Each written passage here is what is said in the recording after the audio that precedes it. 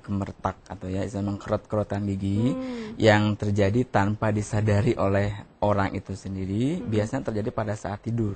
Oh, gitu. Malam hari, ya. Iya, iya. Terus itu merupakan kebiasaan atau penyakit atau apa ini, Dok? Itu sebetulnya kalau dibilang sih suatu kebiasaan ya.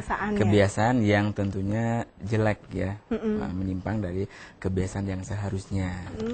Gitu. Berarti bukan sebuah penyakit ya, Dok? Bukan, ya? insya Allah bukan sebuah penyakit. Tapi ya. Ada penyebabnya nggak, Dok, ini dari bruxism itu sendiri, Dok? Ya. Kenapa orang bisa mengalami seperti itu? Pada umumnya penyebab utama dari bruxism ini adalah kelainan psikis ya, bukan kelainan jadi psikis atau psikologis ya, misalkan stres yang berkepanjangan atau cemas yang terlalu berlebihan, kemudian juga adanya tekanan orang tertentu ya, sehingga dia tegang suasananya gitu dan sebagainya. Ya.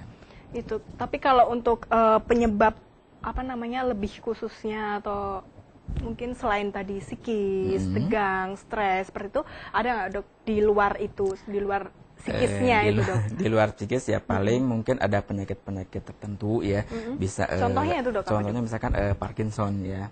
Jadi pada orang yang sudah manula misalkan karena dia ada istilahnya tremor, jadi si jari tangannya itu bergetar seperti itu. Kemudian juga ada efek samping dari obat-obatan penenang tertentu. Bisa terjadi itu juga. Iya, bisa salah satu efeknya bruxism tadi. Gitu ya. Terus ada nggak, Dok, itu tipe-tipenya, mungkin bruxism kelas A, kelas B atau kelas C? Kalau tipe dari kelas itu mungkin tidak ya. Cuma ada. dari keparahan dari kerusakan pada giginya, ya bisa terjadi hanya pada beberapa gigi aja, atau bisa juga salah satu rahang, misalkan atas saja atau bawah aja, atau bahkan menyeluruh. Jadi keparahan. Atas dan bawah. Iya. Gitu ya, Dok ya. Terus ini bisa terjadi pada siapa saja sih, Dok, untuk bruxism ini, atau dari orang tua saja atau mungkin anak kecil udah bisa terkena bruxism atau gimana, Dok? Bruxism ini bisa terjadi pada anak-anak juga pada dewasa ya. Dewasa juga bisa. Misalkan pada anak-anak pada saat dia pergantian pertumbuhan gigi ya. Jadi karena dia mempunyai kesulitan untuk mengatupkan antara gigi rahang atas dan gigi rahang bawah, sehingga dia mempunyai kecenderungan untuk menemukan gigi tersebut, ya mengkontakkan gigi tersebut. Kemudian pada dewasa, ya itu tadi justru banyak terjadi pada dewasa memang. Banyak terjadi pada dewasa. Oh gitu.